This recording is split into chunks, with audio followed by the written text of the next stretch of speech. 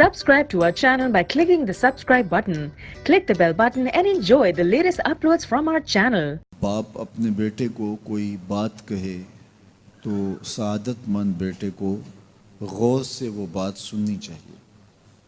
استاد یا شیخ اپنے شاگرد کو کوئی بات کہے تو اسے غور سے اس بات کو سماعت کرنا چاہیے، چونکہ کہنے والا اس کا بزرگ ہے۔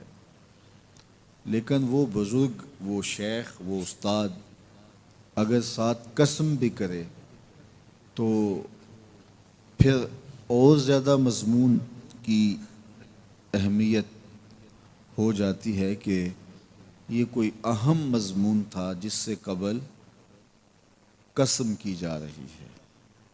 اب یہاں جو ارشاد فرمایا جانے لگا ہے اس سے قبل میرے رب نے رب ہو کے قسم کی ہے۔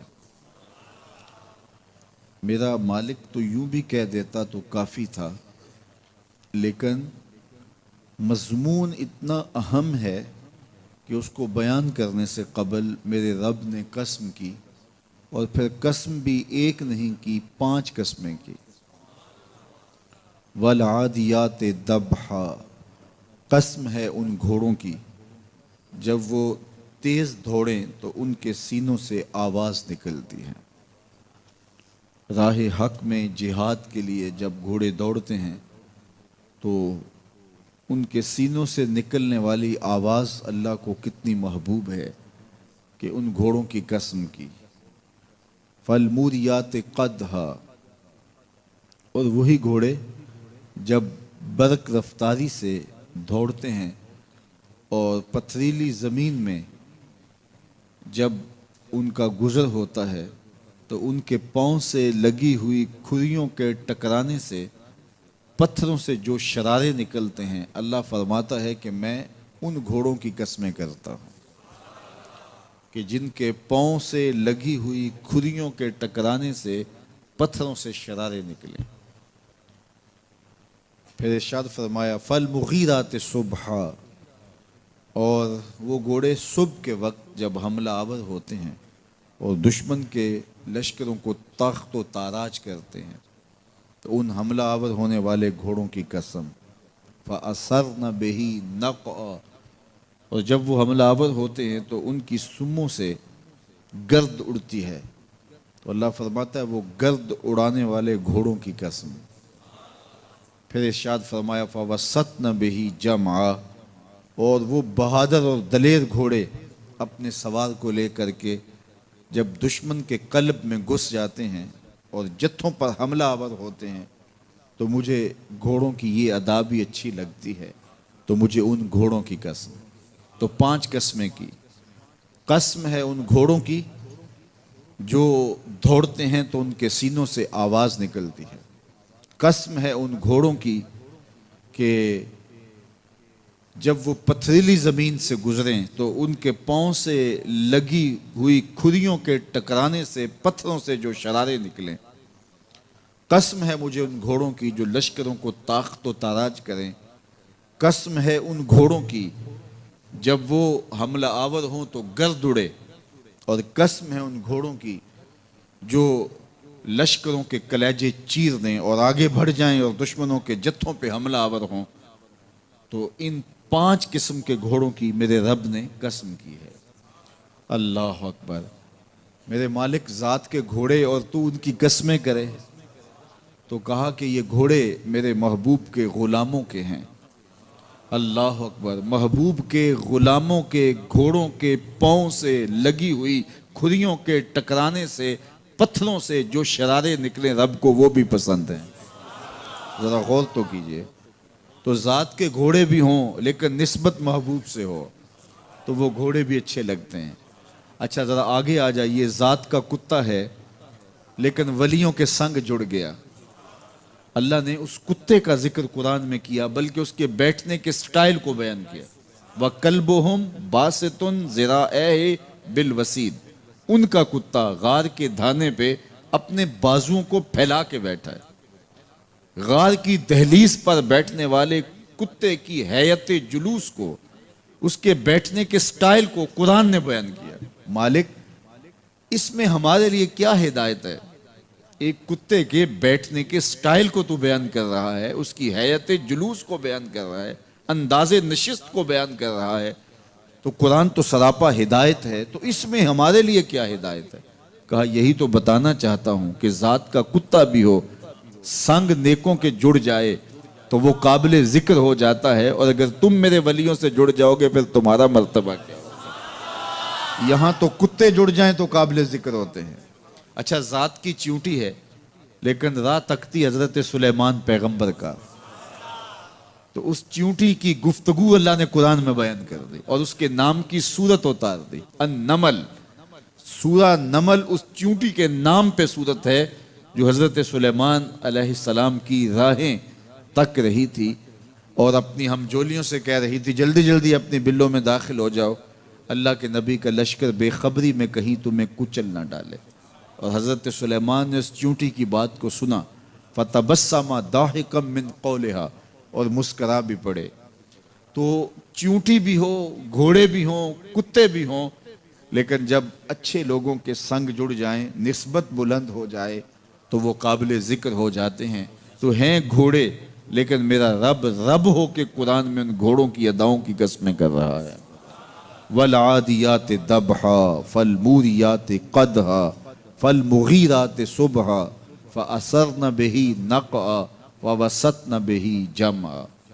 قسم ان گھوڑوں کی جو تیز دوڑیں تو سینوں سے آواز نکلے، پتھریلی زمین میں جائیں تو پاؤں سے شرارے نکلیں، گرد و غبار اڑائیں، دشمن کے لشکروں کو تاخت و تاراج کر کے ان کے جتھوں میں گھس جائیں، ان دلیر اور بہادر گھوڑوں کی میرا رب رب ہو کے قسم کر رہا ہے۔ یہاں قسم کی بات چلی تو اللہ نے محبوب کے گھوڑوں کی قسم کی، گھوڑوں کی اداؤں کو پسند کیا۔ محبوب کے غلاموں کے گھوڑے، ان کے پاؤں سے لگی ہوئی کھریوں سے ٹکرانے والے پتھروں سے نکلنے والے شرارے، رب کے وہ بھی محبوب۔ اللہ اکبر۔ تو پھر قسم کی بات چلی تو کبھی گھوڑوں کی قسمیں کی، کبھی محبوب کی راہ گزر کی قسم کی۔ لا اقسم بہذا البلد، مجھے قسم ہے اس شہر کی۔ تو شہر مکہ کی قسم کیوں کی؟ وہاں کعبۃ اللہ ہے، مقام ابراہیم ہے، چاہے زمزم ہے، صفا و مروہ ہے، مزدلفہ ہے، منا ہے، عرفات ہے، قدم قدم انوار کی برستی برکھا ہے، مطاف ہے، حتیم ہے، مستجاب ہے، مستجار ہے، ملتزم ہے، باب کعبہ ہے، سقف بیت اللہ ہے، قدم قدم پہ انوار برس رہے ہیں۔ شاید میرے رب نے قسم اس لیے کی ہو، شاید قسم اس لیے کی ہو، لیکن میرا رب کہتا ہے لا اقسم بہذا البلد، مجھے قسم ہے شہر کی، یعنی شہر مکہ کی۔ کیوں؟ یہاں کعبۃ اللہ ہے، یہاں مقام ابراہیم ہے، یہاں مزدلفہ ہے، منا ہے، عرفات ہے۔ کیوں قسم؟ وانت حل بہذا البلد، محبوب اس شہر کی گلیوں نے تیرے قدم چومے۔ اے انت مقیم فی ھذا البلد، امام قرطبی نے اس کا مفہوم بیان کیا، محبوب آپ کی اقامت اس شہر میں ہے، آپ کے سانسوں کی خوشبو سونگی ہے شہر کی فضاؤں نے، اس لیے مجھے شہر کی قسم کہ محبوب یہاں تم جو رہتے ہو۔ اللہ اکبر۔ تو محبوب کے شہر کی قسم کی، والعصر، محبوب کے زمانے کی قسم کی، والضحیٰ، محبوب کے چہرے کی قسم کی، واللیل، محبوب کی لٹکتی زلفوں کی قسم کی۔ کبھی کہا محبوب تیرے چہرہ زیبا کی قسم، کبھی کہا تیری زلف عنبری کی قسم، کبھی کہا تیرے شہر نور کی قسم، کبھی کہا تیرے زمانہ حسین کی قسم۔ اور پھر قسم کا باب چلا تو بات کہاں تک پہنچی؟ محبوب نہ صرف تیرے شہر کی قسم، نہ صرف تیری گلیوں کی قسم، نہ صرف تیرے چہرہ زیبا کی قسم، نہ تیری زلف نور کی قسم، نہ تیرے عہد زرین کی قسم، محبوب تیری قسم تو ہے ہی تیرے غلاموں کے گھوڑوں کے پاؤں سے لگی ہوئی کھریوں کے ٹکرانے سے جو شرارے اڑتے ہیں، میں خدا ہو کے ان شراروں کو بھی پسند کرتا ہوں اور ان گھوڑوں کی بھی قسمیں کرتا ہوں۔ یہ قرآن ہے نا، والعادیات ضبحا، قسم ہے محبوب تیرے غلاموں کے گھوڑوں کی۔ اللہ اکبر۔ قسم ہے ان کے سینوں سے نکلتی آواز کی، قسم ہے ان کے پاؤں سے نکلتے ہوئے شراروں کی، قسم ہے ان کی خوبصورت اداؤں کی، ان اداؤں والوں گھوڑوں کی قسم۔ اللہ اکبر۔ یہ قسمیں کرنے کے بعد جواب قسم کیا ہے؟ دیکھیے میں یہاں بیٹھا ہوں اور میں گفتگو کے آغاز پہ ہی قسمیں اٹھانا شروع کر دوں. مجھے قسم ہے رب کعبہ کی، مجھے قسم ہے عرش الہی کے مالک کی، مجھے قسم ہے زمین و آسمان کے خالق کی، تو قسموں پہ قسمیں کرتا جاؤں تو جو مجھے غور سے سننے کا عادی نہیں بھی ہے تو وہ بھی متوجہ ہو جائے گا اور سننے کے لیے بے چین ہو جائے گا کہ حضرت قسموں پہ قسمیں اٹھائے جا رہے ہیں، کوئی بات ہے آج. تو میرا رب رب ہو کے قسمیں کر رہا ہے. تو اس کے بعد جواب قسم کیا ہے؟ تو کان کھڑے ہو گئے، روحوں میں پیاس بڑھ گئی اور سماعتیں بچھ گئی کہ میرے مالک تو قسموں پہ قسمیں کر رہا ہے. کبھی گھوڑوں کی اداؤں کی قسمیں، کبھی ان کے سینوں سے نکلتے ہوئے جو ہے وہ اس مہیب آواز کی قسمیں، کبھی پاؤں سے اڑتے ہوئے شراروں کی باتیں، اور کبھی ان کے پاؤں سے اڑتی ہوئی دھول کی کہانیاں. تو قسم پہ قسم، اور قسمیں بھی گھوڑوں کی، تو کوئی بات ہوگی. تو ایک دم کان کھڑے ہو گئے تو جواب آیا ان الانسان لربہ لکنود، بے شک انسان اپنے رب کا ناشکرا ہے. انسان اپنے رب کا ناشکرا ہے. قسمیں گھوڑوں کی ان کی اداؤں کی اور ناشکرا حضرت انسان کو کہا. یہ کتنی لطیف چوٹ تھی جو حضرت انسان کو ماری گئی. یا اللہ ہمیں ناشکرا کہنا تھا تو کہیں اور مقام پہ کہہ لیا جاتا. گھوڑوں کی تو قسمیں کرے اور ہمیں ناشکرا کہے. گھوڑوں کی قسمیں ہو رہی ہوں اور انسان کو ناشکرا کہا جائے. انسان کو ناشکرا کہنا تھا تو کسی اور موقع پہ کہہ لیا جاتا. کہا یہی تو سمجھانا چاہتا ہوں کہ چم میٹھا نہیں ہوتا، کم میٹھا ہوتا ہے.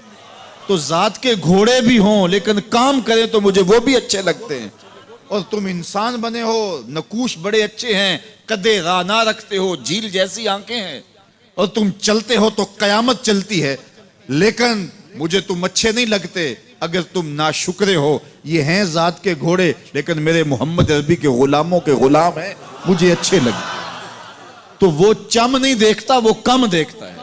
تو ذات کے گھوڑے بھی ہوں لیکن نسبت ہو میرے حضور سے، نسبت میرے رسول سے ہو تو رب کو وہ اچھے لگتے ہیں. تو کہا والعادیات ضبحا فالموریات قدحا فالمغیرات صبحا فأثرن به نقعا فوسطن به جمعا ان الانسان لربہ لکنود. بے شک انسان اپنے رب کا ناشکرا ہے. اللہ اکبر. پھر فرمایا وَإِنَّهُ عَلَى ذَلِكَ لَشَهِيدٌ. اس پر کسی دلیل کی ضرورت نہیں ہے کہ یہ ناشکرا ہے، یہ خود اس کا گواہ ہے. ذرا اپنے اندر اتر کے دیکھے کہ یہ کھڑا کہاں ہے. یہ کس قدر نعمتیں پانے کے باوجود شکوے کی زبان کھولے رکھتا ہے.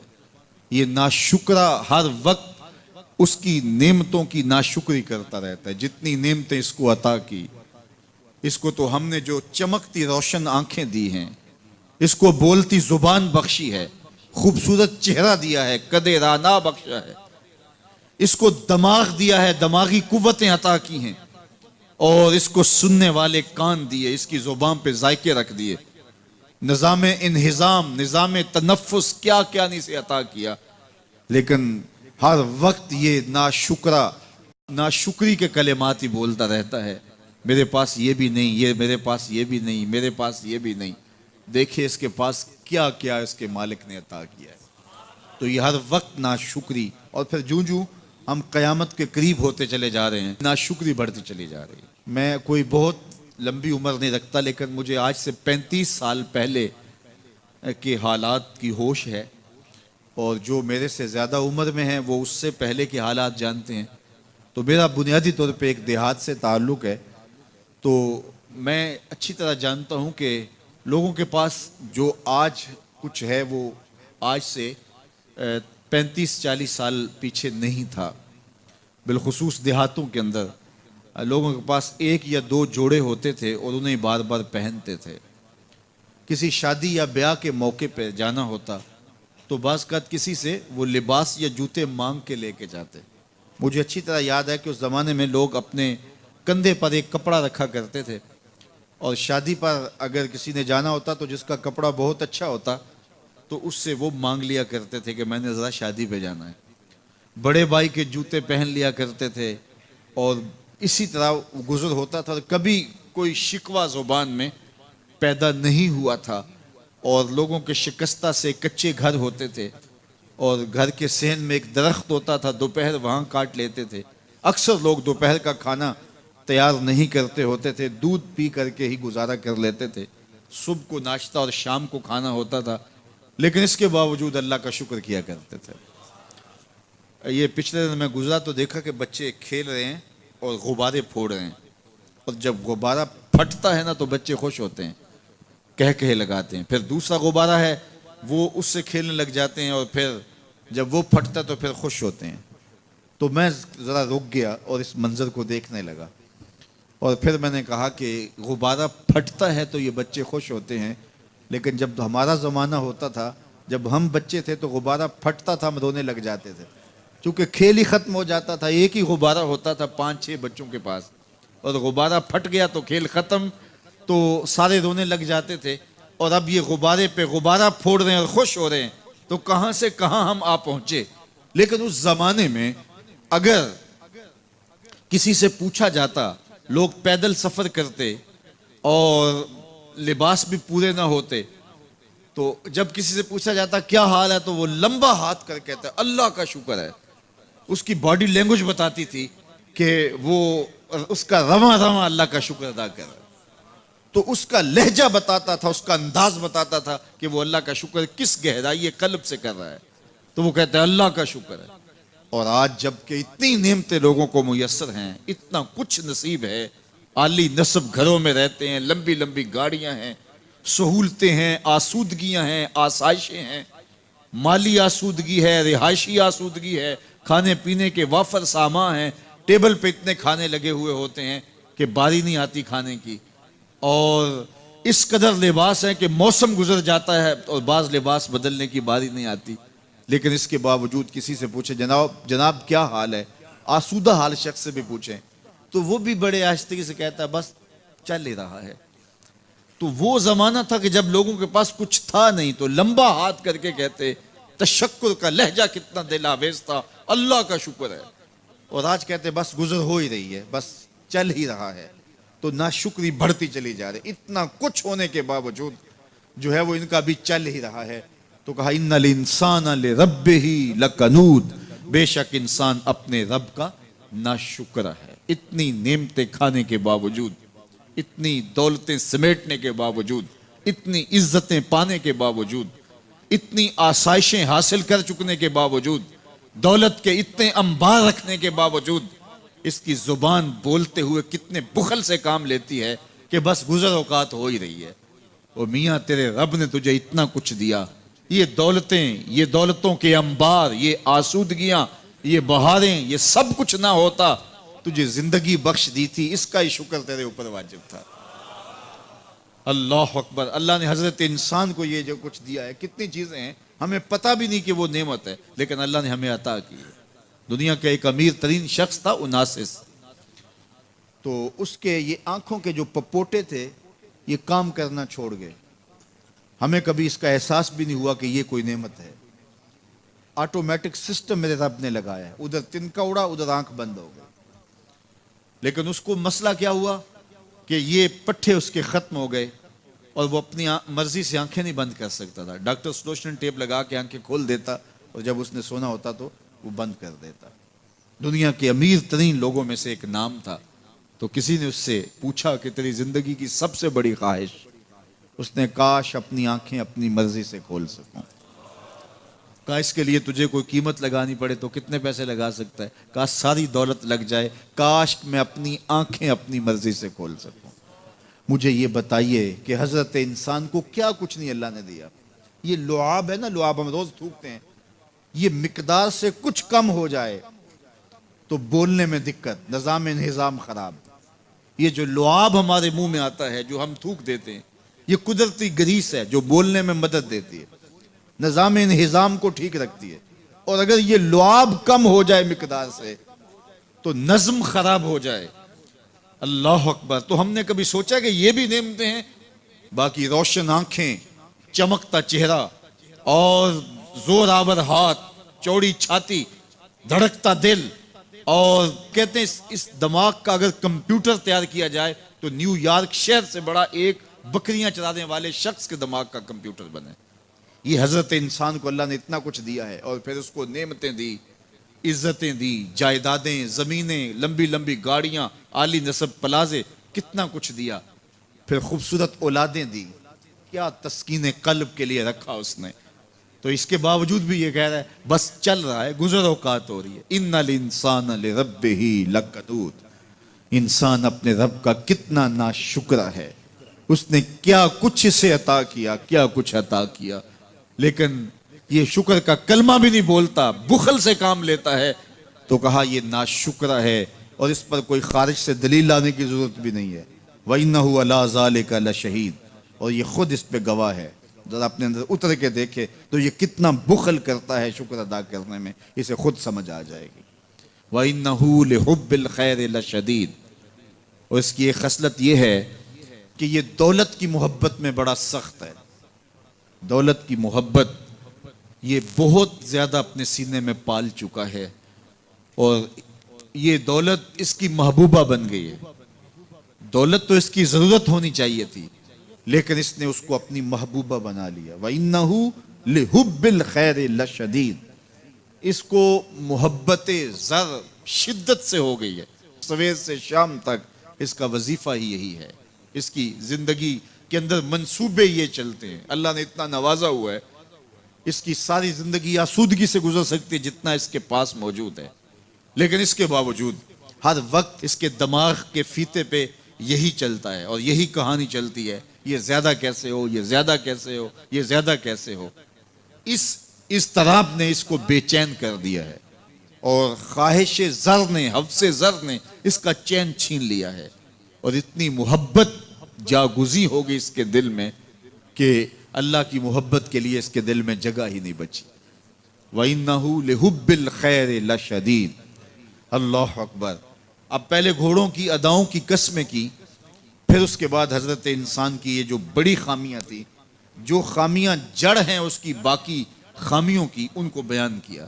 ایک تو ناشکرا ہے, جو ملا ہے اس پہ یہ شکر ادا نہیں کرتا, حالانکہ اگر وہ شکر ادا کرے, رب کا وعدہ ہے کہ اگر تم شکر ادا کرو گے میں اور زیادہ دوں گا. ایک تو یہ شکر نہیں کرتا, اور دوسرا یہ ہے کہ دولت کی محبت اس کے رگو ریشہ میں رچ بس گئی ہے. بلکہ اللہ تعالیٰ نے ان بد نصیب لوگوں کی کہانی بیان کرتے ہوئے کہا جو دولت کو مقصود ہی بنا بیٹھے. الذی جمع مالا وعدد, یہ وہ بد نصیب لوگ ہیں جو مال کو جمع کرتے ہیں اور گنتے رہتے ہیں, بار بار حساب کرتے ہیں. الذی جمع مالا وعدد, مال کو جمع کیا, وعدد, اور بار بار اس کو گنتے رہے, اتنے ہو گئے, اب اتنے ہو گئے. اللہ کلا لینبذن فی الحطام. پہلے شرف میں الذی جمع مالا وعدد یحسب ان مالہ اخلد, یہ گمان کرتے ہیں کہ ہمارا مال ہمیں لافانی کر دے گا, مال کی کثرت سے ہم محفوظ ہو جائیں گے اور ہمارا کچھ نہیں بگڑے گا. دولت اتنی ہوگی تو ہم ہر طرح سے حفاظتوں کے ساتھ میں آ جائیں گے, ہمارا مال ہمیں لافانی کر دے گا. یحسب ان مالہ اخلد. اللہ تعالیٰ نے فرمایا کلا, ایسا ہرگز نہیں ہے, یہ تمہاری بھول ہے کہ مال تمہیں لافانی کر دے گا, مال تمہیں مرنے نہیں دے گا, مال تمہیں محفوظ کر لے گا. کلا, ایسا ہرگز نہیں ہے, بلکہ کیا ہے, لَيُنبَذَنَّ فِي الْحُطَمَ, ہم تمہیں پکڑ کے آگ میں ڈال دیں گے. لَيُنبَذَنَّ کے لفظ پہ اگر غور کیا جائے تو عربی میں جب ان کا جوتا پرانا ہو جاتا تو پرانا جوتا جب پہننے کے بھی قابل نہ رہتا تو اس کو اتار کے ایسے حقارت سے پھینکتے اور اس کے لیے لفظ استعمال کرتے نبذت النال, میں نے جوتا پھینک دیا.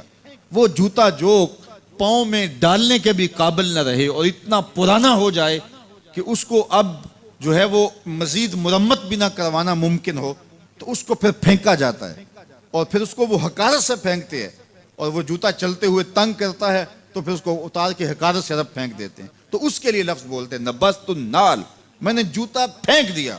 حقارت سے پھینکنے کو نبض کہتے ہیں, اور یہی لفظ اللہ تعالیٰ جل شانہ نے فرمایا کلا لینبذن فی الحطمہ.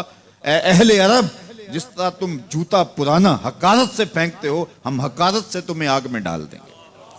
کلا لینبذن فی الحطمہ, یہ ان مالداروں کی کہانی ہے جنہوں نے مال کو اپنا معبود بنا لیا، مال کو اپنا مقصود بنا لیا، مال مال مال، ہر قدر پامال کر دی، ہر قدر کی قربانی دے دی مال کے بدلے، اور مال ہی ان کا مقصود بن گیا، اور یہ سمجھے کہ یہ مال جو ہے وہ ان کو لافانی کر دے گا، ان کو مرنے نہیں دے گا، ان کے لیے حفاظتی حصار بن جائے گا۔ کلا لینبذن فی الحطمہ وما ادراک ما الحطمہ۔ اللہ فرماتا ہے جانتے ہو جس حطمہ میں، جس آگ میں تمہیں ڈالا جائے گا، وہ آگ کیا ہے؟ ما الحطمہ، کیا تمہیں پتا ہے وہ حطمہ کیا ہے؟ پھر خود فرمایا نار اللہ الموقدۃ التی تطلع علی الافئدہ، یہ اللہ کی جلائی ہوئی آگ ہے جو دل کھا جائے گی، جو کلیجے چاٹ جائے گی۔ تو حب زر، یہ حب دولت اور حب دنیا، یہ تمام برائیوں کی جڑ ہے۔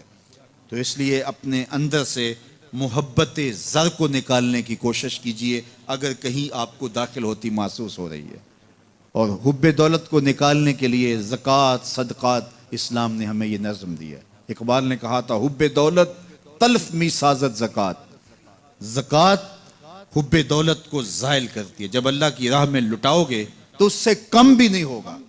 میرے حضور نے 3 چیزیں قسم کر کے کہیں، حضرت ابو کبشہ الانماری رضی اللہ تعالیٰ عنہ سے مروی ہے، میرے حضور نے ارشاد فرمایا اگر کوئی شخص کسی کو معاف کر دیتا ہے تو اس کی عزت کم نہیں ہوگی، میں محمد اللہ کی قسم اٹھاتا ہوں۔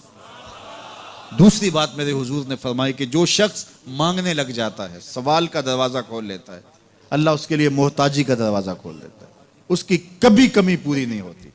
اور تیسری بات میرے حضور نے قسم کر کے کہی ما نقص مال عبد من صدقہ، کہا میں اللہ کی قسم اٹھا کے کہتا ہوں کہ صدقے سے مال کم نہیں ہوتا، صدقے سے مال گھٹتا نہیں ہے۔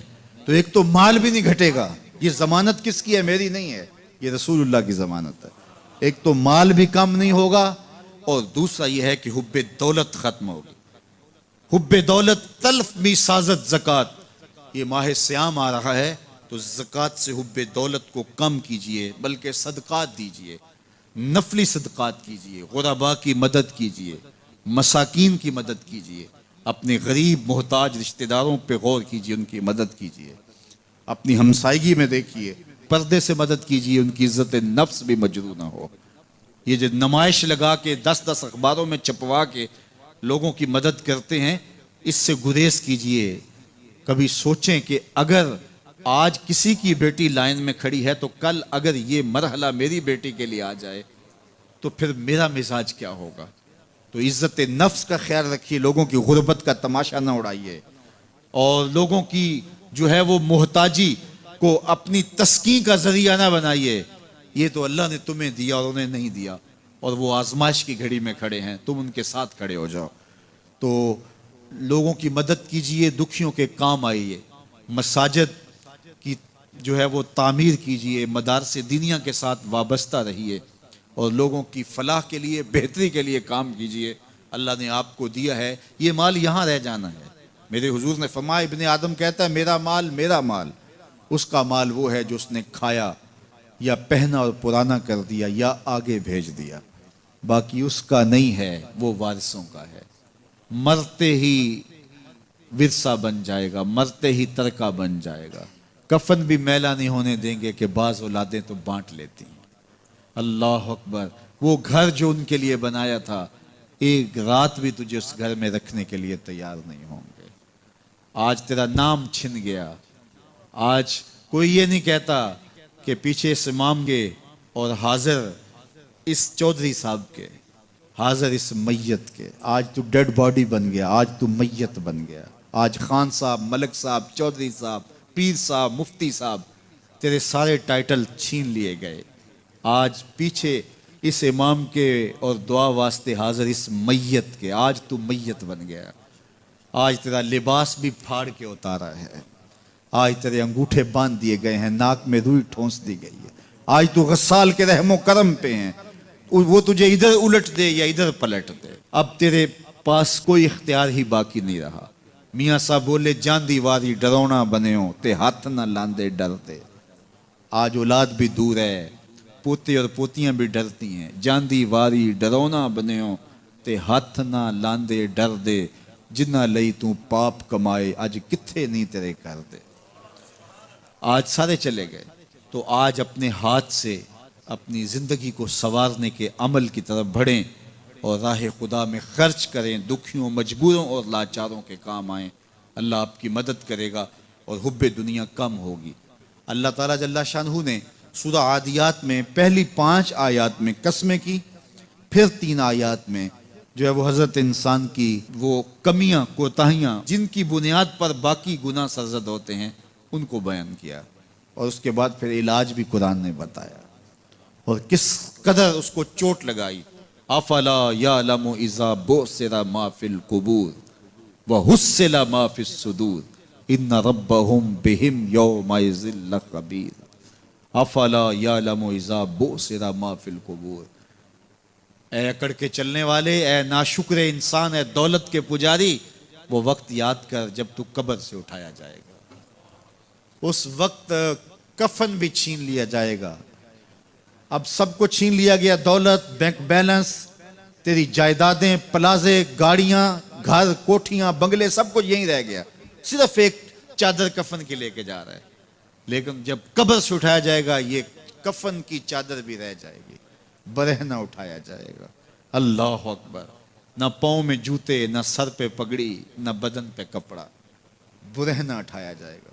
सैयदा आयशा रज़ी अल्लाह ताला अन्हा ने सुना तो कांपने लगी। अर्ज़ की हुजूर कब्र से बरहना उठाए जाएंगे तो एक दूसरे से हया नहीं आएगी?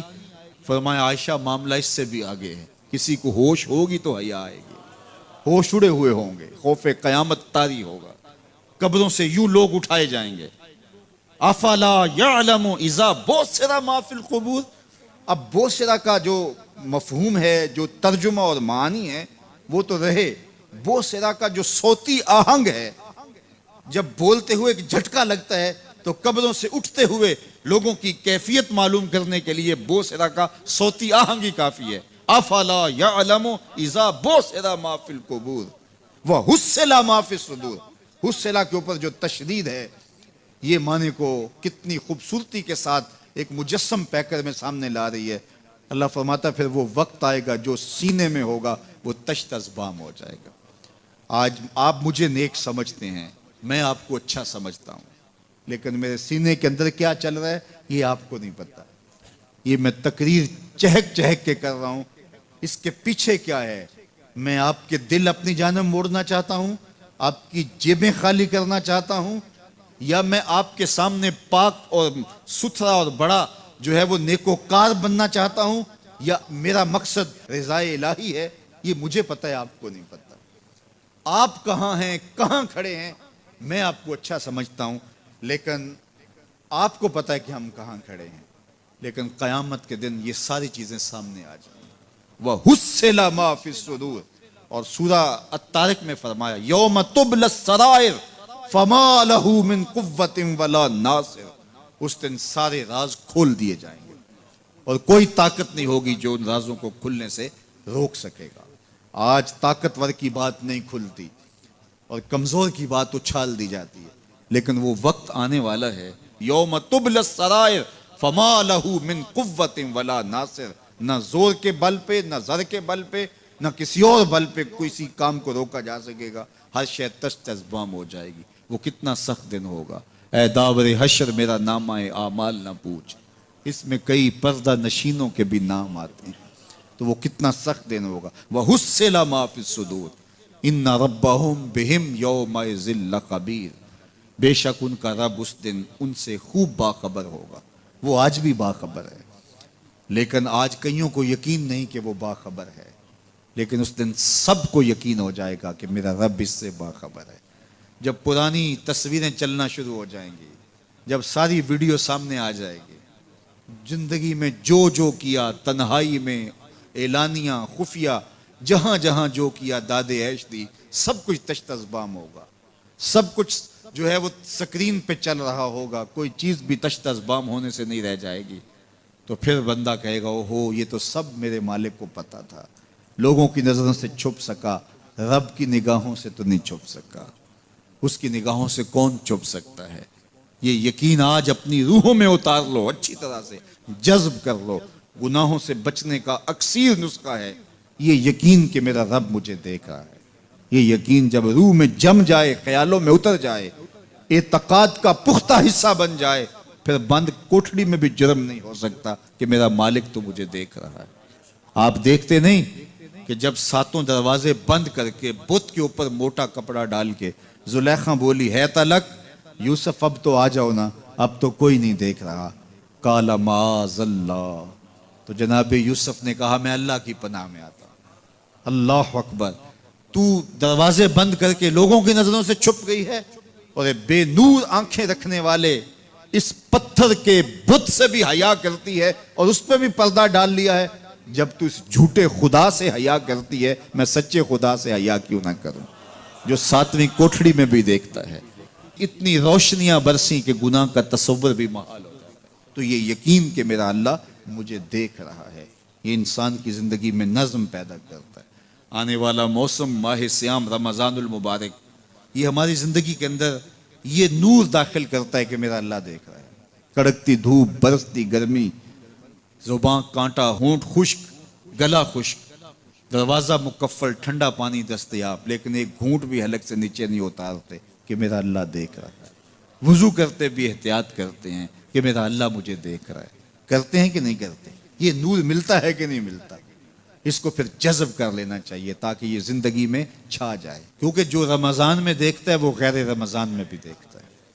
اور پھر پانی نہیں پیتے کہ اللہ دیکھ رہا ہے، کھانا نہیں کھاتے اللہ دیکھ رہا ہے، لیکن جب آنکھ بھٹکتی ہے تو اس وقت اللہ نہیں دیکھتا، جب خیال بہکتا ہے تو اس وقت اللہ نہیں دیکھتا۔ رشوت میز کے اوپر سے لے رہے ہوں یا نیچے سے لے رہے ہوں تب نہیں اللہ دیکھ رہا ہوتا، اللہ صرف کھانے اور پینے کو دیکھ رہا ہوتا ہے۔ یہ جو ایک نور آیا ہے اس کو جذب کر لیں پوری زندگی میں۔ Subscribe to our channel by clicking the subscribe button. Click the bell button and enjoy the latest uploads from our channel.